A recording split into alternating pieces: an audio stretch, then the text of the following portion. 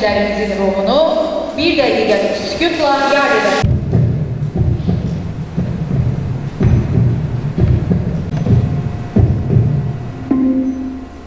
Allah rəhmət eləsin.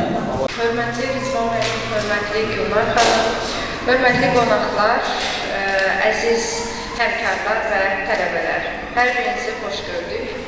Bugünkü tədbirimiz gənclərin və uşaqların sosial şəbəkələrdən, internetdən istifadəsində onların düzgün təbliğ olunması istiqamətində tədbirdir və tədbirin çox böyük əhəmiyyəti var. Çünki bugün demək olar ki, təkcə siz gənclər yox, hər kəs, istər uşaqlar, istər gənclər, yeniyetmələr və istər yaşlı nəsil, hər kəs bugün sosial şəbəkələrdən, internet resurslarından kifayət qədər çox istifadə edilir və bu son dönəmdə daha çox süni intellektin də həyatımıza inteqrasiyası ilə bərabər bir çox məsələlər artıq dəyişir və bizim bugün daha çox bu istiqamətdə diqqətli olmağımızın vaxtıdır.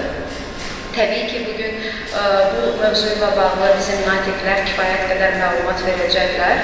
Amma mən düşünürəm ki, siz həqiqətən çox şanslı bir nəsilsiniz və gənclərsiniz ki, bugün bütün demək olar ki, resurslara, informasiya mənbələrinə çox asan və əlçatan çıxışınız var. Və siz bu çıxışdan düzgün faydalanmalı, düzgün istifadə eləməlisiniz, mənfi təsirlərindən özünüzü qorumalısınız və düşünürəm bu istiqamətdə lazımlı məlumatları sizə bizim əməkdaşlar, həmkarlar çatdıracaqlar. Çox sağ olun, təşəkkür edirəm diqqətiniz üçün. Hörmətli Rizvan müəllim, hörmətli Gülnar xanım, İcra xanım, Aydın xanım, hər birinizi bugünkü tədbirimizdə salamlayır və iştirakınızdan məmnunluğumuzu ifadə edir. Əlbəttə ki, hər zaman olduğu kimi yenə də gənclərlə görüşümüz daha bir maraqlı layihə ilə bağlı, daha bir maraqlı mövzu ilə bağlı diqqət çəkir. Təbii ki, qarşımıza qoyduğumuz məqsəd layihəmizin effektivliyini təmin etmək, layihəmiz çərçivəsində gənclərlə keçirəcəyimiz görüşün mahiyyətini dolğun şəkildə çatdırmaqdır. Əlbəttə, bugün gənclərin internetdən düzgün istifadəsində milli mənəvi təbliğatın rolu layihəsidir. Bu layihəyə dəstək göstərdiyinə görə, təbii ki, qeyri-hökumət təşkilatlarına, Dövlət Dəstəyi Agentliyinin rəhbərliyinə xüsusi olaraq təşəkkürümüzü bildiririk ki, məhz bizim təşkilatımızın müasir internet resurslarının İnkişaf İctimai Birliyinin uşaq və gənclərin internetdən düzgün istifadəsi ilə bağlı mənəvi təbliğat yönündə həyata keçirəcəyi təşəbbüsü dəyərləndiribdir. Əlbəttə, biz də çalışırıq ki, bu təşəbbüsə dəstək verən qurumun həm etimadını doğrulduq, həm də gənclərimizlə bu istiqamətdə səmərəli, faydalı işlər həyata keçirək. Əlbəttə ki, gənclərimiz bugün bizim gələcəyimizdir, gənclərimizin bütün sahələrdə doğru məlumatlanması, dürüst məlumatlandırılması əsas prioritet məsələlərdən biridir və bugün dövlət başçımızın gənclərlə bağlı həyata keçirdiyi siyasət, gənclər siyasəti çox uğurlu şəkildə davam etdirilir və müxtəlif gənclərlə bağlı uğurlu layihələr icra edilir və bunların sırasında təbii ki, vətəndaş cəmiyyəti üsulları da, informasiya cəmiyyəti təsisatları da öz təbii ki, mövqeylərini ortaya qoyur və bugün biz də müasir internet resurslarının İnkişafı İctimai Birliyi olaraq düşündük ki, gənclərin sosial şəbəkə segmentlərindən, internet resurslarından istifadə zamanı diqqətli olmaları üçün onlarla bir diskusiya şəraitində görüş keçirdək, onlarla müzakirələr edirik. Əlbəttə, bugünkü tədbirin gerçəkləşməsi, İqtisadiyyat Humanitar Kollecində gerçəkləşməsi də təsadüfi məsələdir və bu bizim bu yöndə olan təşəbbüsümüzü yeri gəlmişlər İcra xanım dəyərləndirdiyinə görə bir daha təşəkkür edirik ki, bugün bizə belə deyək ki, belə bir ev sahibliyi edərək bizim tədbirimizin gerçəkləşməsinə əziz gənclər, sizlərlə bərabər bu müzakirənin aparılması üçün bizə şərait yaradıbdır. Əlbəttə, bizim hədəfimiz gənclərimizin internet informasiya kommunikasiya sistemində bu sahədə olan bilgilərini daha doğru şəkildə almaları üçün vəsilə olmaqdır, vasitəçi olmaqdır. Əlbəttə, onları məlumatlandırmaqdır, maarifləndirməkdir və bugünkü təşəbbüs də sahəyə, o istiqamətə yönəlmiş məsələlərdən biridir. Bilirsiniz ki, son dövrlər sosial şəbəkələrdə hər zaman qeyd olunduğu kimi müxtəlif saxta profillərdən gənclərimizin düşüncələrini dəyişməyə cəhd edənlər rast gəlinir. Müşahidələr göstərir ki, bu məsələlərin daha geniş şəkildə ortaya çıxmaması üçün, daha ciddi və problemlərə yol açmaması üçün bu sayaq tədbir və təşəbbüslərin olması zərurəti var və bugünkü təşəbbüslərdə elə əslində qeyri-hökumət təşkilatlarına Dövlət Dəstək Agentliyinin bizim layihəmizin dəstəklənməsi onu göstərir ki, artıq dövlətimiz gənclərimizin bu sahədə maariflənməsini zəruri bilir və bu bugünkü təşəbbüslə ona xidmət edən bir layihədir. Əlbəttə, gənclər internetdən istifadə edərkən əsasən nələrə diqqət etməlidirlər? Mütləq şəkildə bəzən görürsən müxtəlif proqramlar vasitəsilə belə deyək ki, sosial şəbəkə segmentləri üzərindən, internet vasitədən müxtəlif mobil smartfon vasitələrə gəlir və bu məsələlərdə əlbəttə ki, valideynlər xüsusilə diqqətli olmalıdırlar. Çünki nəzərə alsaq ki, bu proqramlar həm də onların hər hansı bir gəncin belə deyək ki, müxtəlif negativ bir şəraitə düşməsinə, müxtəlif belə deyək ki, hər hansı bir problemlərlə üzləşməsinə belə gətirib çıxarda bilər. Bu, belə olan halda təbii ki, biz göz açıq olmalıyıq. O cümlədən valideynlər və təhsil müəssisələri eyni zamanda elə bu əslində təhsil müəssisəsində keçirdiyimiz görüşün də bir mahiyyəti ondadır ki, biz daha çox buradan mesajlarımızı verək ki, yəni gənclərimiz göz açıq olsunlar. Yəni gənclərimiz biz istəyərik ki, Azərbaycan həqiqətlərini, Azərbaycanın tarixini, bu gününü, Azərbaycanın mənəvi dəyərlərini sosial şəbəkə segmentləri üzərindən dünyaya təqdim etsinlər, paylaşımlar edəsinlər.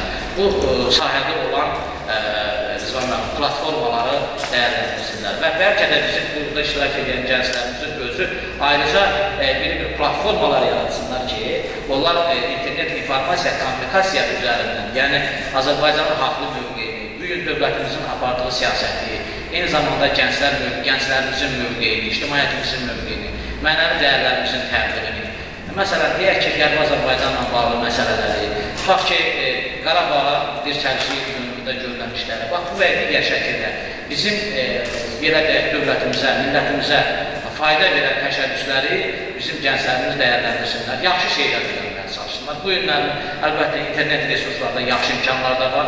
Əgər deyək ki, bir neçə il bundan qabaq, Gülnan xanım, tutaq ki, bizim gənclərimiz Axundov kitabxanasına gedib saatlarla vaxt etirirdilər və hər hansı bir hər hansı bir informasiya, hər hansı bir yermiş üzərində və yaxud da deyək ki, ədəbi bədii bir fikir adamının yaradıcılıq nümunələrini araşdıranda saatlar, amma bu gün artıq elektron resurslarda bu imkanlar bir qədər rahatlaşıbdır, bir qədər asanlaşıbdır, amma şübhəsiz ki, biz deyirik, yəni kitab oxuyaq, mütaliə eləməyək, mütaliə mədəniyyəti, kitabın qoxusu həmişə aktualdır, kitabın qoxusu həmişə bizim üçün dəyərlidir, amma bununla yanaşı biz müasir çağırışlara da uyğun şəkildə fəaliyyətimizi qurmalıyıq. Əldə etdiyimiz informasiyaların dəqiqliyinə əmin olmalıyıq.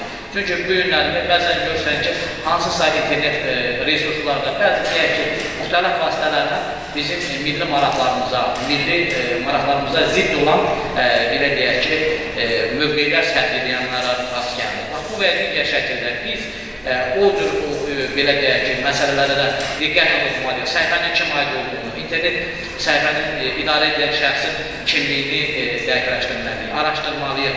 Yəni, belə deyək, o informasiya ilə bağlı qarşımıza çıxan informasiyanın dəqiqliyini, ciddiliyini, ciddi informasiya orqanlılığını, yəni, bax, bu və digər şəkildə əziz gənclərimiz, bax, bu məsələdə göz açıq olmaq lazımdır. Göz açıq olmaq lazımdır ona görə ki, biz ötürəcəyimiz, bütün digər gənclərə ötürəcəyimiz informasiyalar dolğun informasiyalar olur. Gənclərimizin fikirlərini yayındıracaq informasiyadan kənar olmalıyıq.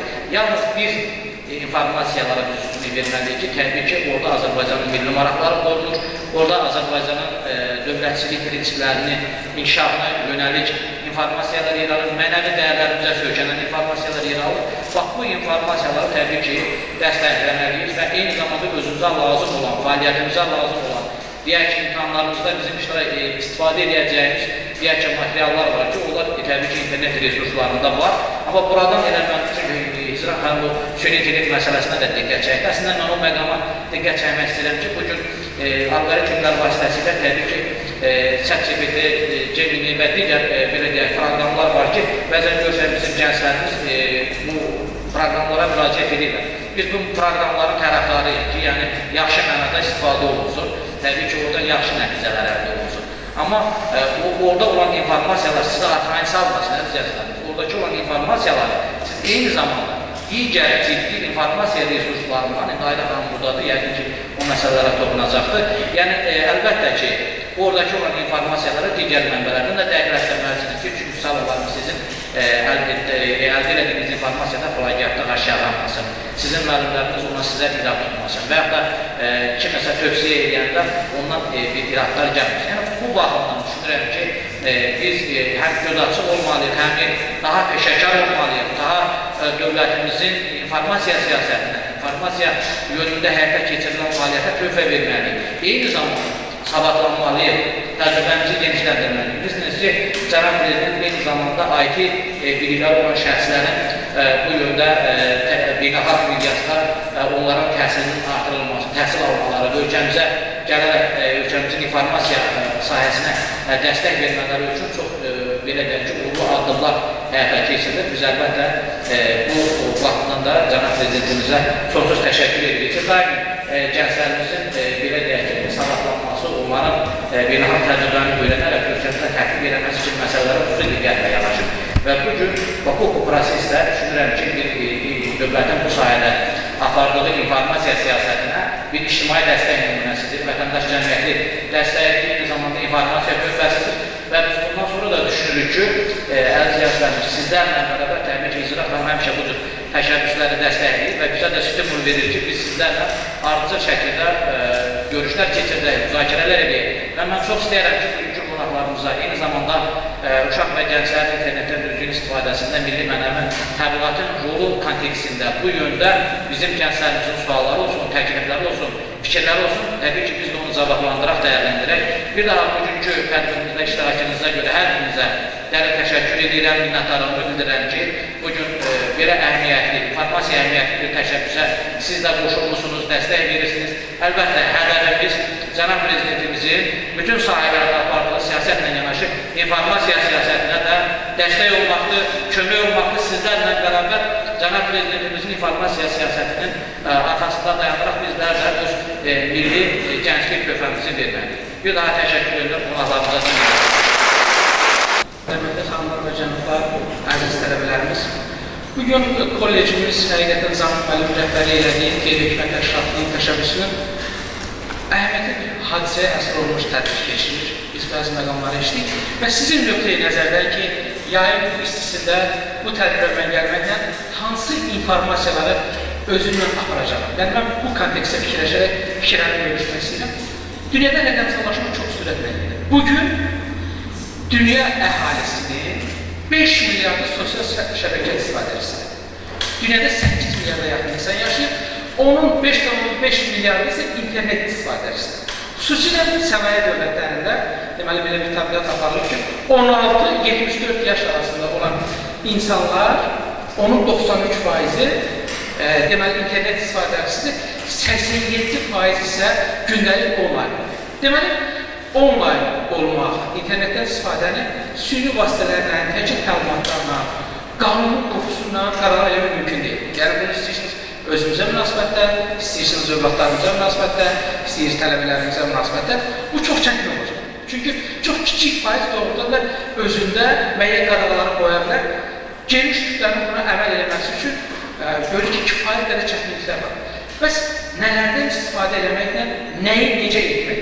Bax, sualın qoyuluşu bu formada elə bilirəm ki, müəyyən mənada bu tədbirin vasitəsilə də müəyyən fikir mübadiləsi üçün biz öz töhfələrimizi vermiş olaraq. Biz gördük ki, rəqəmsallaşmanın sürətlə getdiyi bir dövrdə, misal üçün, qlobal səviyyədə müdaxilə məhsul GDP deyirlər, onun haradasa 15%-i bu rəqəmsallaşmaya görə deməli, istəsə olur, bu arada 16 milyard ABŞ dolları deməkdir.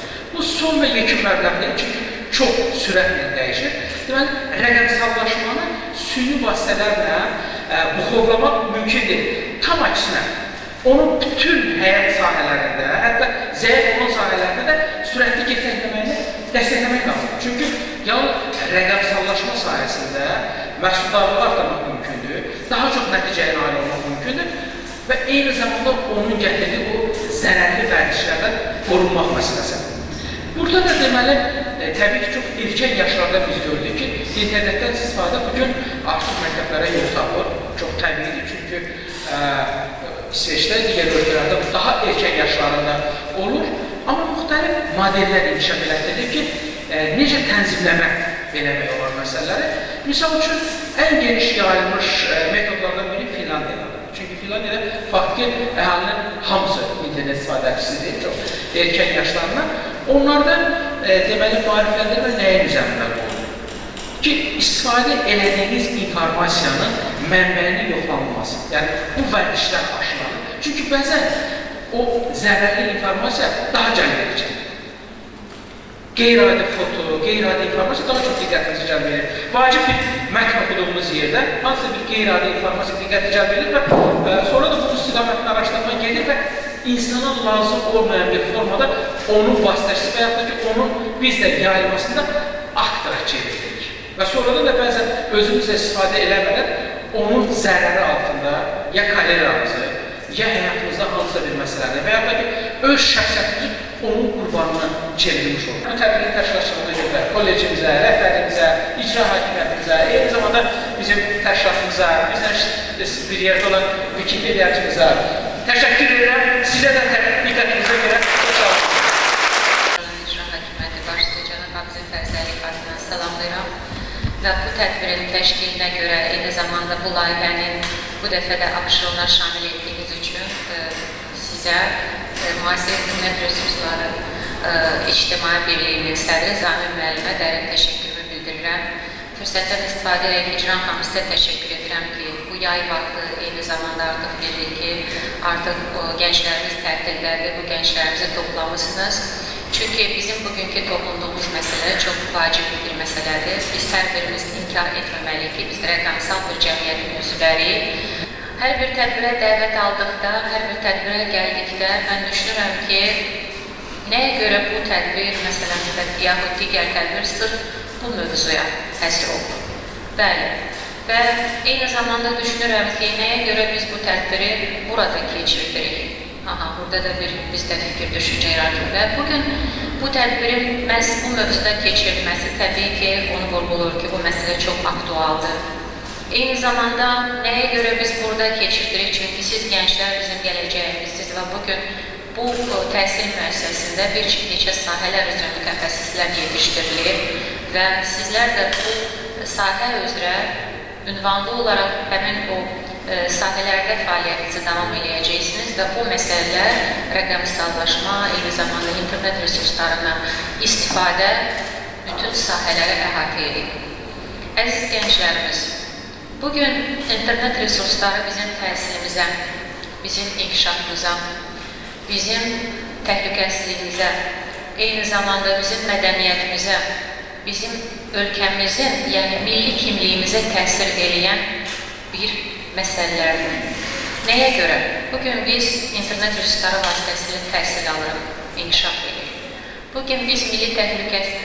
Bugün biz təhlükəsizliyimizi internet resurslarından da görürük və eyni zamanda internet resurslarından istifadə edərək öz təhlükəsizliyimizi özümüz qorumalıyıq. Nəyə görə? Çünki bugün siz hansısa bir məlumatı alanda və bu hardasa qeydiyyatdan keçəndə təbii ki, öz şəxsi məlumatlarınızı yerləşdirirsiniz. Və siz bilmirsiniz ki, kənar şəxslər bunu hansı formada istifadə edə bilər. Milli kimlik deyəndə biz elə bizim tədbirimizin mövzusuna istiqamətləniririk. Burada internet resurslarından sizlərin təbii ki, bizim cəmiyyətimizə, Azərbaycanımıza, dövlətçiliyimizə münasibətiniz, yəni sizin milli kimliyiniz artıq öz əksini tapır. Çünki bugün biz əgər hər hansı bir yazıları internet resurslarında görəndə və ora öz fikrimizi bildirəndə, eyni zamanda haradasa, məsələn, öz kommentlərimizi istiqamətləndirəndə biz ilk növbədə öz mədəniyyətimizi, hansı formada təhsilimizi, eyni zamanda bizim necə Azərbaycan vətəndaşı olduğumuzu göstəririk.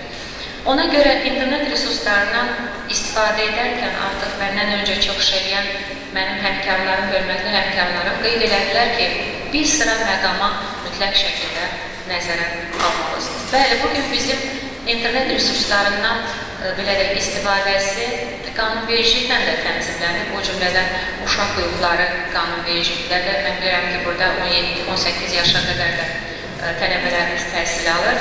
Ona görə qeyd eləmək istəyirəm ki, bəli, sizin hüquqlarınız bugün milli səviyyədə qorunur, amma hər bir şəxs öz milli kimliyini unutmamalıdır və hər bir internet resurslarından istifadə edərək hansı belə rasional istifadə eləməlidir. Çünki biz bilirik ki, bu eyni zamanda bizim asudə vaxtımıza da təsir edir və asudə vaxtını da səmərəli keçirmək üçün təbii ki, internet resurslarından rasional istifadə etmək lazımdır və eyni zamanda da təhlükəsizliyini qorumalısınız və eyni zamanda da bir dəfə vurğulayacağım. Hər hansı bir hadisələrə fikir bildirərək və hər hansı bir belə də materiallardan istifadə edərək mütləq şəkildə sizin Azərbaycan ölkəsinin vətəndaşı olduğunuzu, Azərbaycanlı olduğunuzu, milli və mənəvi dəyərləri istinadən bunu mütləq şəkildə nəzərə almalısınız. Xanımlarımız Azərbaycan xanımı olduğunu, gənc oğullarımız Azərbaycanın igid oğulları olduğunu yaddan çıxarmamalıdırlar. İstər hər hansı bir məsələdə, istər şəkil paylaşımında, istər hər hansı bir fikri söyləyəndə, ola bilsin ki, mənim bugünkü çıxışım çox belə rəsmi deyil, daha çox belə deyək, müraciət formasını daşıyır, amma bunda məqsəd var.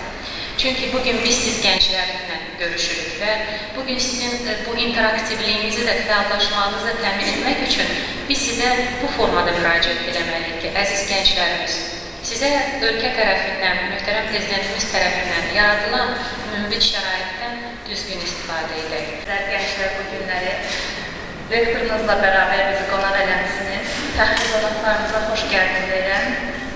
Gənclərlə görüş hər zaman məni həyəcanlandırır. Nəyə görə? Çünki uzun illərdir, çox gənc yaşlarının, uşaq yetmə və gənclərin mənəvi, əxlaqi inkişafı, sosial proyektlərində aktiv şəkildə və uzun müddətli iştirak etmişəm. Və heç vaxt düşünməzdim ki, bir gün gələcək biz internet resurslarından da doğru istifadə etmək üçün gəncləri yönləndirməyə çalışacağıq. Nəyə görə?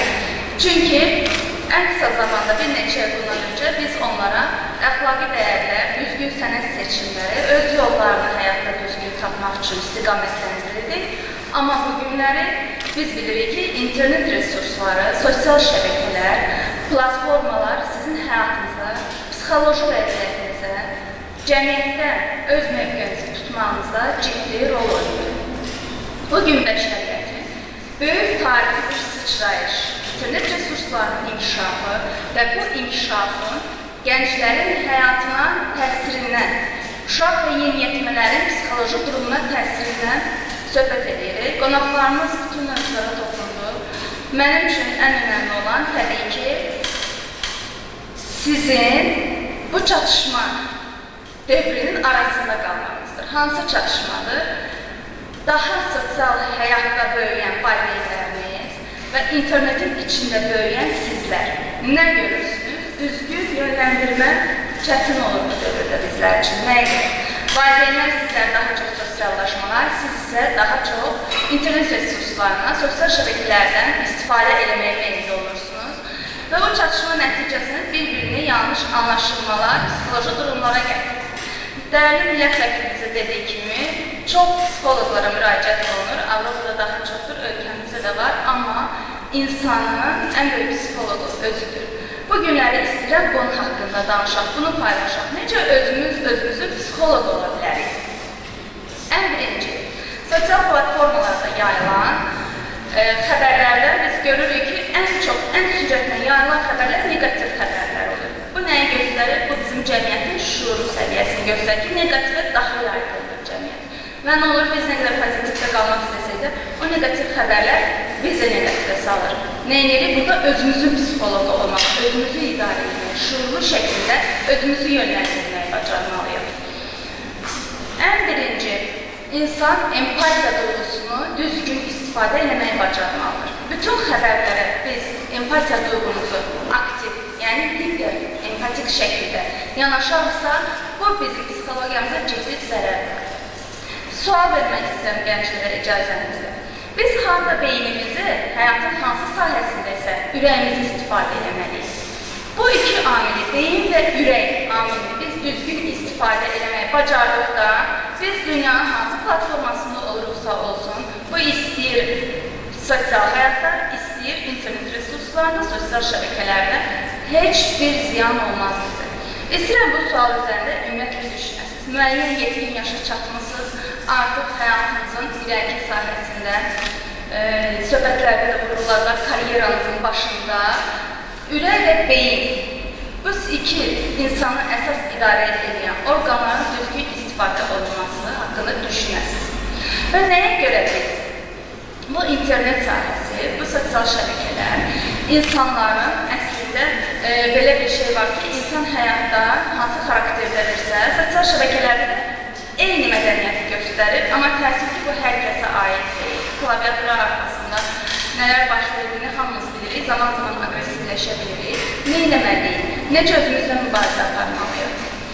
Bizim üçün çox önəmlidir bugünkü mövzunun başlığı milli mənəvi dəyərlər. Əgər biz milli mənəvi dəyərlərdən, öz kimliyimizdən, əxlaqi dəyərlərimizdən uzaqlaşacaqsa, hər zaman nəinki özümüzə, ətrafa, cəmiyyətə, kirli informasiyalarına zərər vuracaq.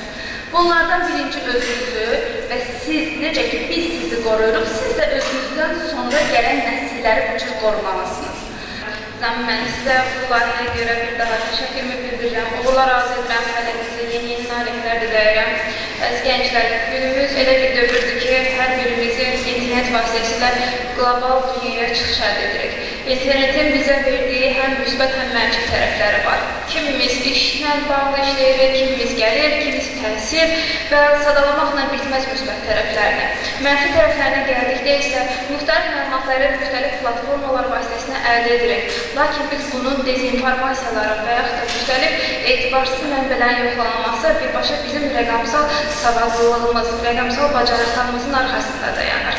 Mən bugün hər birinizi bilirəm ki, istənilən halda bir telefonunuz, sosial şəbəkələrə çıxışınız və müxtəlif platformalardan istifadə edirsiniz. Amma bunun arxasında siz məlumatları istehlak edirsiniz. Hər birinizin məlumatları öz sahəniz üzrə istehlak deyil də, istehsal etməyə dəvət edirəm. Çünki günümüzdə müxtəlif sahələr üzrə ölkəmizin olsun tarixi, mədəniyyəti, irsi, görkəmli və tarixi şəxsiyyətlərimizi biz internet vasitəsilə, müxtəlif platformalar vasitəsilə kontent yaradaraq dünyaya çıxarda bilərik. Bunlardan biri də qeyd olunduğu kimi mən Wikipediaçıyam, Wikipedia vasitəsilə dünyaya çatdırırıq. Mən hər biriniz əziz gənclər bu görüş münasibəti ilə vasitəsilə dəvət edirəm ki, hər biriniz müxtəlif peşələrin sahibi olacaqsınız gələcəkdə, müxtəlif ixtisaslar üzrə oxuyursunuz. Mənim üçün həqiqətən də bu kollec o qədər doğmadır ki, bizim bəzi gənclərimizlə artıq əməkdaşlığımız da var. Hicran xanıma bu görüşə görə bir daha təşəkkürümü bildirirəm və hər birinizi Wikipediadan məlumatları yeniləşdirməyə, xüsusilə də ikili faktorda mənbələr əsasında, beynəlxalq mənbələr əsasında yerləşdirməyə dəvət edirəm. Bir daha bu layihədə uğurlar arzu edirəm, yeni nailiyyətlər diləyirəm. Çox sağ olun. Samin müəllimin başda olmaqla əziz gənclər hər birini salamlayıram. Əlbəttə, diqqət edin, informasiya kommunikasiya texnologiyalarının son dövrdə inkişaf etməyinə diqqət edirsək, biz müasir dövrümüzdə əlbəttə hər bir anda internetdən müasir məlumatları, müxtəlif məlumatların əldə edilməsində istifadə edirik. Lakin bu məlumatların tapılması, xüsusilə də birinci dərəcəli mənbələrə istinad olunması prioritet məsələdir. Çünki biz gənclər hər hansısa bir məlumatı axtarış edərkən və taparkən bu məlumatlar olmaya bilər, bu məlumatlar həqiqətə əks etdirməyə bilər və biz bu zaman hər hansısa bir informasiya tapılmasında necə deyərlər, tərəddüdə uğraya bilərik. Əlbəttə, biz ilk növbədə çox dərindən təhlil etməliyik, analiz aparmalıyıq. Çünki hər hansısa bir məlumat həmişə real mənbəni əks etdirməlidir. Birinci dərəcəli mənbələrə biz necə deyərlər, daha çox üstünlük verməliyik. Əlbəttə, bu günlərin uşaq və gənclərin internetdən düzgün istifadəsində milli və mənəvi təbliğatın rolu dedikdə nə başa düşülür? Milli və mənəvi təbliğat dedikdə gənclərin vətənpərvər, vətənə bağlı, vətən sevgisi ilə yaşayan, onların sağlam mühitdə yetişməsinə, sağlam əqləyə malik olmasında əsasən gənclərin üzərində düşən vəzifələr bunlardan ibarətdir ki, internetdən düzgün məlumatları birinci növbədə axtarılıb tapılması və vaxtımızı daha səmərli keçirmək prioritet məsələdir. Xüsusən də onu qeyd etmək istəyirəm ki, biz İkinci Qarabağ müharibəsi zamanı deməli, bizim şanlı zəfərimiz müddətində və şanlı zəfərimizdən sonra bir çox sevindirici xəbərlərimizi deməli, Şuşanın azad olunması, Xankəndin azad olunması, Xocalı'nın, Zəngilanın, Ağdərənin, Qubalının, digər rayonlarımızın Laçının işğaldan azad olunmasını internet vasitəsilə görmüşdük. Sosial şəbəkələrdə də xüsusilə biz bu məlumatları əldə etmişdik. Ümumiyyətlə, onu da qeyd etmək istəyirəm ki, bu günləri Qarabağ aparılan bərpa quruculuq işlərində biz sosial şəbəkələr vasitəsilə daha dərindən, geniş şəkildə belə deyək, məlumatlara sahib ola bilirik. Və xüsusən də bu günlərim Azərbaycanın prioritet məsələsi olan Qərbi Azərbaycana qayıdış məsələsində, xüsusilə də biz gənclər sosial şəbəkələrdə aktiv olmalıyıq. Biz deməli, internetdən lazımlı məlumatları əldə etməliyik, onu geniş auditoriya kütləsinə çatdırmalıyıq və biz bunu deməli, necə deyərlər, geniş müstəviyə, xüsusilə də xarici ölkələrin belə deyək, platformalarında yayınlamalıyıq. Qərbi Azərbaycan həqiqətlərinin təbliğini geniş şəkildə aparılması biz gənclərdən asılıdır.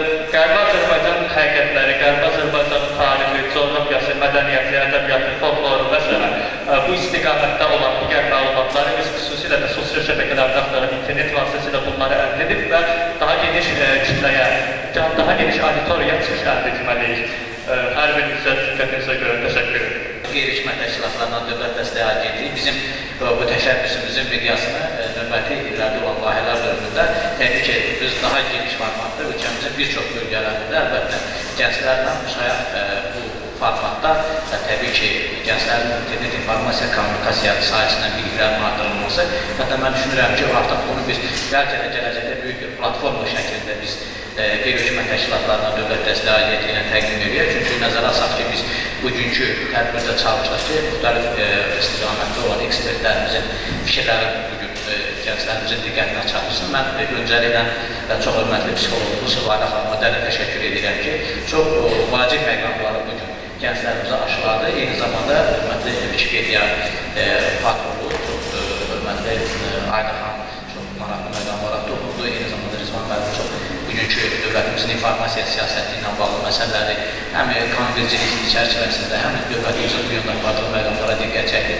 Əlbəttə, bütün bunların hamısı əziz gənclərimiz, sizin belə deyək ki, daha doğru, düzgün bizim informasiya təhlükəsizliyimizlə bağlı məsələlərdə rolunuzun artırılmasına belə deyək ki, ictimai töhfə verməyinizdir. Yəni, eyni zamanda hər kəs öz məsuliyyətini dərk eləməlidir və dövlətimiz, millətimiz, cəmiyyətimiz qarşısında və düşünürəm ki, bugün biz bura toplaşmaqda da, elə icra haqqında bizə yer sahibi edilməsi də dövlətimizin bu sayədə apardığı işlərə bir, necə deyərlər, vətəndaş cəmiyyəti dəstəyi. Yəni, ayrı-ayrı, bugün təhsilimiz deməli, bugün bu məsələyə diqqətini artırmaqla, eyni zamanda yer gəlmişdən deməli, Elm Təhsil Agentliyinə dərin təşəkkürümüzü mən buradan bildirmək istəyirəm, Elm Təhsil Nazirliyinə ki, bu məsələlərdə də təbii ki, gənclərimizlə müsayaq təşəbbüsləri paylaşmağımız üçün bizə bir meydan verildi və düşünürəm ki, biz bugün bu tədbirdə gənclərimizin informasiya savadlılığının artırılması məsələsinə diqqət çəkə bildik. İnformasiya savadlılığı, inanın ki, çox vacib, gərəkli bir məsələdir. Biz nə qədər geniş informasiyalara, doğru, dürüst, faydalanmalıdır. O cür biz daha mükəmməl informasiyalara sahib olduqsa, malik olduqsa, ölkəmizin informasiya təhlükəsizliyi ilə bağlı məqamlar da etibarlı olacaqdır. Yəni, biz əldə etdiyimiz informasiyalar daha dəqiq mənbələrdən araşdırmaqla biz onu dövrüyə buraxanda, sosial şəbəkə səhifəmizdən baxanda biz onu paylaşımda daha maraqlı olacaqdır. Mən büyük gənclərimiz görürəm ki, çox maraqla izləyirlər Cünar xanım. Baxıram, hər birinin təbəssümündə bir aktivlik var, bir fədakarlıq var, dövlətimizə, millətimizə bir xidmət nümunəsi var. İstərdim ki, gənclərimiz bugünkü qonaqlarımıza, hörmətli millət vəkilimiz, baxın, görün nə qədər zaman bugün bizə ayıraraq, bütün işləri ilə yanaşı, gənclərlə bərabər şəkildə bugünkü tədbirimizi paylaşır. Mən öncəliklə Rizvan müəllimizə dərin təşəkkür edirəm ki, həqiqətən fərqlimizsiniz, rayonumuzun fərqlisiniz ki, bu da bizim şansımızdır Gülnar xanım ki, Abşeron rayonunda Rizvan müəllim bizim millət vəkilimizdir. Həm də nəzərə alsaq ki, Rizvan müəllim diplomatiya sahəsində çalışmış bizim realımızdır və həmşə də gənclərlə mən baxıram ki, çox maraqlı, belə deyək ki, müzakirələrə, diskusiya funksiyalara hazırdır. O baxımdan düşünürəm ki, gənclərimiz yaxşı olar ki, bugünkü tədbirimizin daha da rəngarəng olması üçün, daha belə deyək ki, faydalı olması üçün istərdim ki, gənclərimiz suallar eləsin. Hörmətli psixologumuza suallarını ünvanlasınlar. Mən Salman İsmailova, Bakı Dövlət Universitetinin məzununda İqtisadiyyat və Humanitar Kollecinin DevOp klubunun sədriyəm. Sizə həm əlavə suallar, həm də əlavə qeydlər olacaq. Əlavə qeydlərindən biri odur ki, psixoloqlarımızın qeyd elədiyi kimi, dedi ki, beyninizdən qəlbinizi nə vaxt işə sala bilərik? Məncə, beyninizdən qəlbinizi çox ayrı-ayrı zamanlarda düzgün şəkildə istifadə eləməliyik. Məsələn, insanda empatiya hissi olmasa, o qəlbi ilə heç vaxt bir suala, bir insanın yerinə özünü qoyub, heç vaxt buna cavab verə bilməz. Beyninizdən də nə vaxt bir suala cavab tapıb, onu işlədə bilərik. Bunu da mən belə deyirəm, bu mənim öz şəxsi düşüncəmdir. Anı yaşamasaq, biz anı hiss eləməsək, biz beynimizdən qərarlar verə bilmərik. Anı yaşamadan, həmin anı məsələn əsəbinə ya sevincinə qatlanaraq, biz o zaman qəlbimizdən yol tapmış olarıq. Bu mənim öz düşüncəmdir. Yəni, sualımızın cavabsız qalmasını da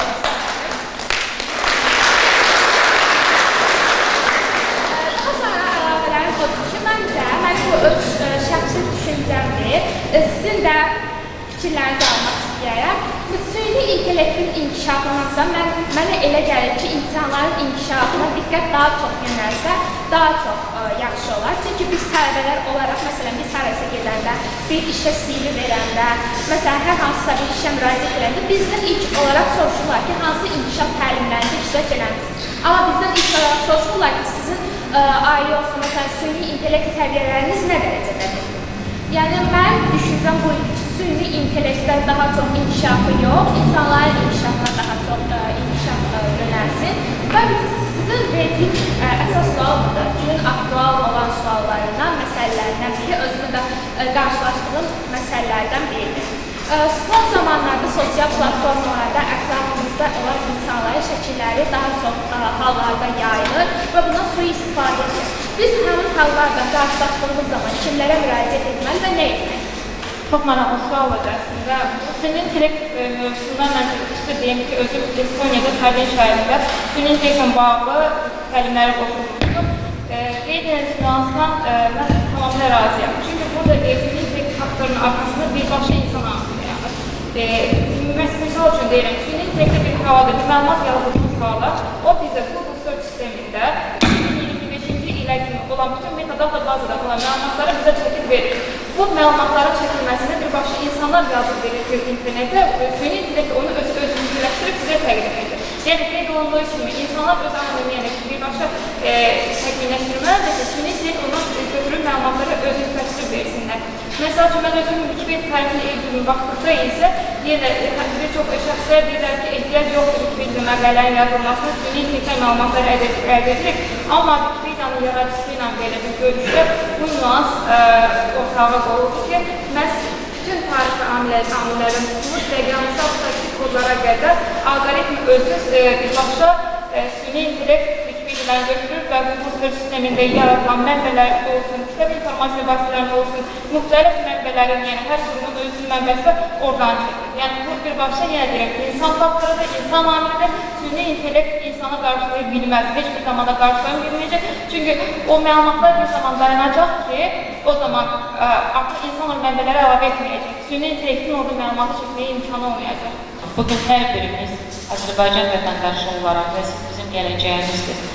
Müəyyən boşluqları gördüyünüz istiqamətdə öz fəaliyyətinizi qurmalısınız və öz həmyaşıdlarınıza bunun müsbət və mənfi tərəflərini deməlisiniz.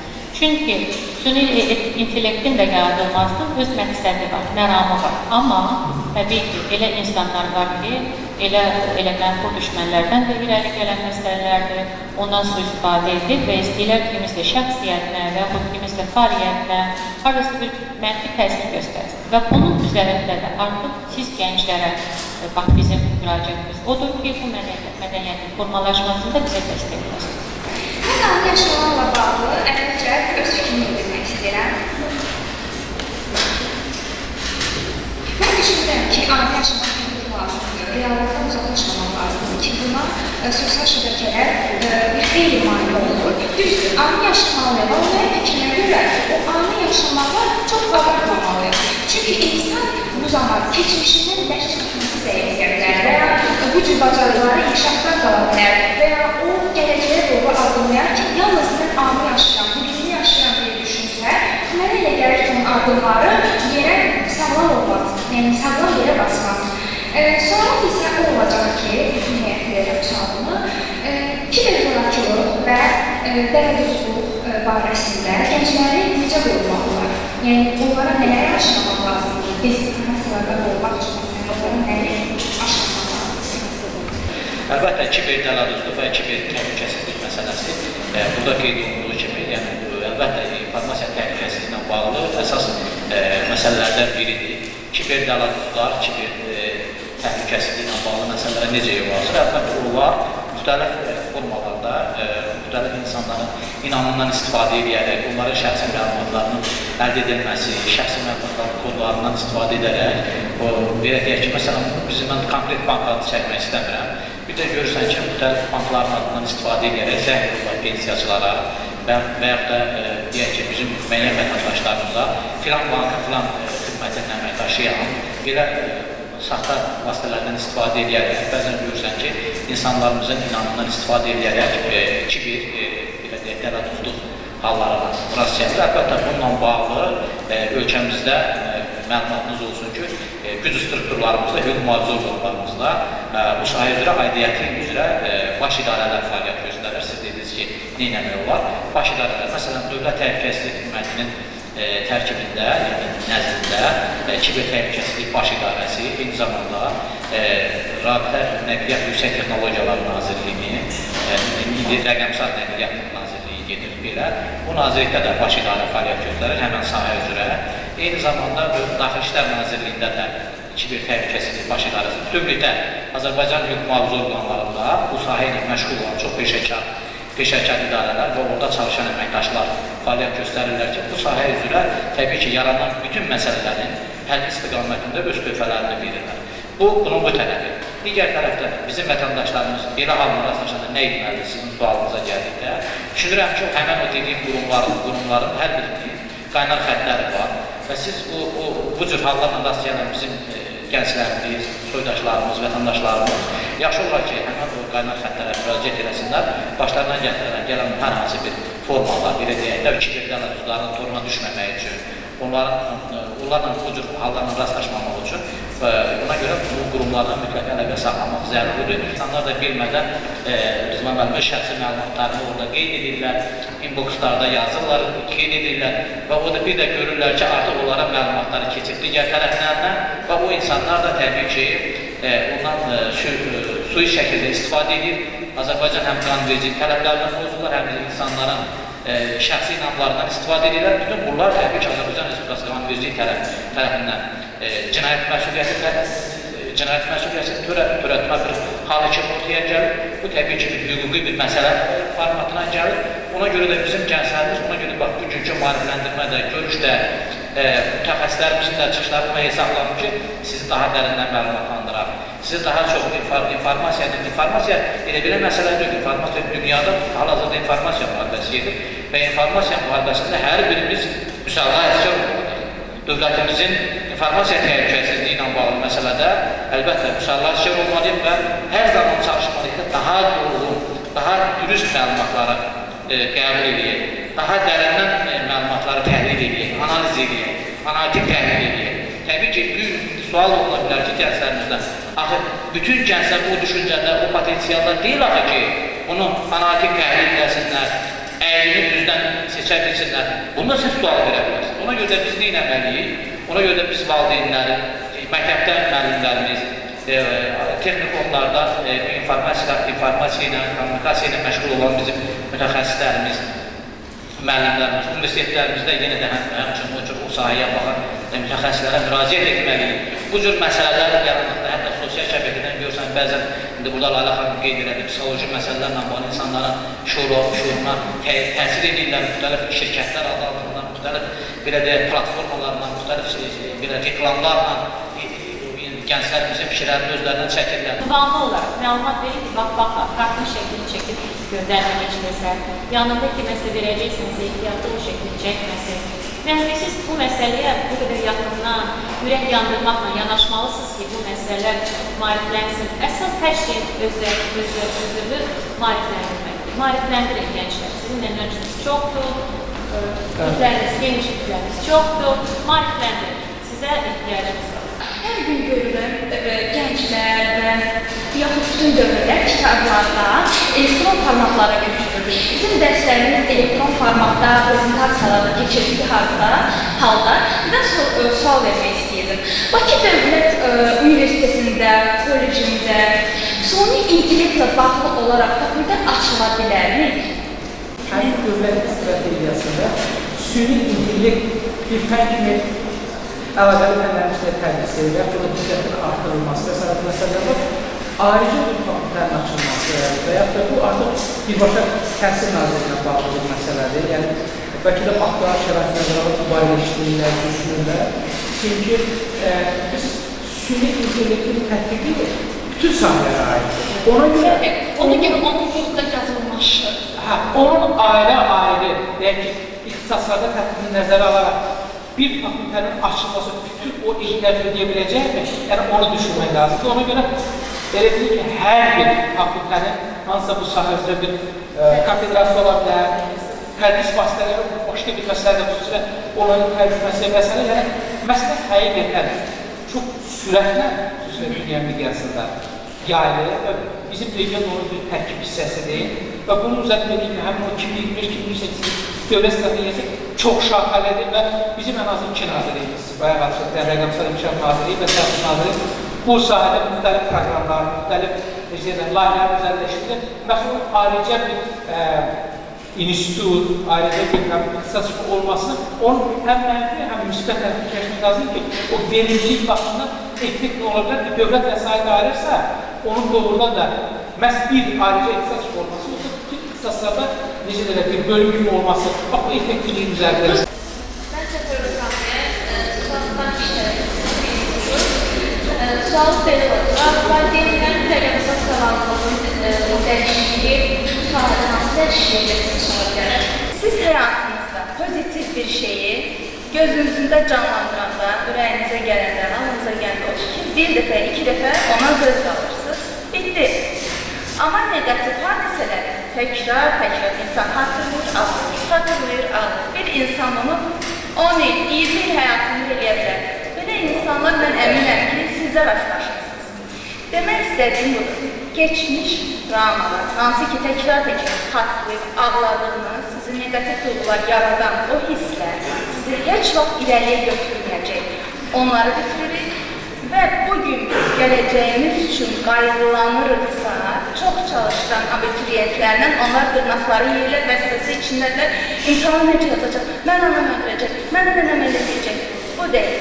Bunu bitiririk, keçmiş qayğını hədəfli bir şəkildə nə istədiyimizi bilirik, ayaqlarımız üstündə durub, irəliyə getmək hədəfidir. Yəni, budur demək istədik. O demək deyil ki, biz keçmişimizin təcrübələrinə qopub, gələcəyimizi düşünmürük. Xeyr. Geçmiş və gələcəyin negativlərini xilas oluruq. Qaldı valideynlərimizin rəqəmsal həyata atışı bu nə deməkdir? Baxın. İllər öncə insan necə yaranmışdı? O biraz əyriydi, qamburuydu, əsrlər öncə, düzdür. Zaman nə oldu? İnsan qamətli düzəldi, düz bir varlıq oldu, dik oldu. Amma yenə də bizdə skalyoz, lordoz, kipoz və xəstəliklər var onunla sütunumuzda. Bir neçə yüz il sonra bu xəstəliklər artıq insanda olmayacaq. Çünki onunla sütun artıq əsrlər insanda dikdir deyə bu xəstəlik aradan qalmayacaq.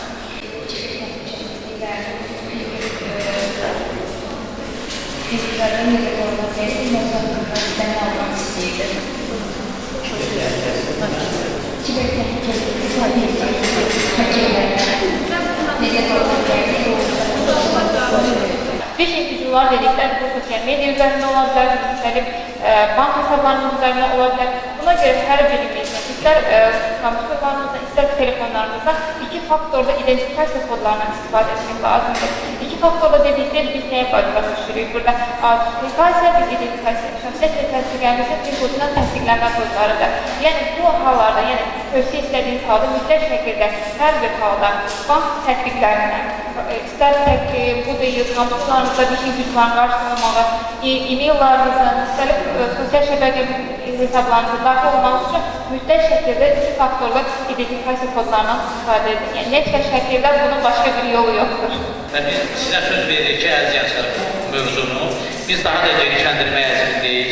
Bunu daha geniş bir platforma şəklində, bir informasiya təhlükəsizliyi ilə bağlı, kiber təhlükəsizliyi, süni intellekt və ümumiyyətlə dövrümüzün informasiya çağırışları fonunda daha bir uğurlu layihələr icra etməyə əzimliyik. Bundan sonra sizlərlə bərabər şəkildə bu mövzuları, bu sahədə olan layihələri gerçəkləşdirməyi düşünürük. Artıq siz bizə bir sıra mövzular da verdiniz. Bugünkü müzakirələrimizdən sonra biz qərarlaşdırdıq ki, biraz da bu layihələrimizi daha da təkmilləşdirək, daha geniş. Bir daha hər birinizə, gəlişinizə, iştirakınıza görə müasir internet resurslarının inkişafı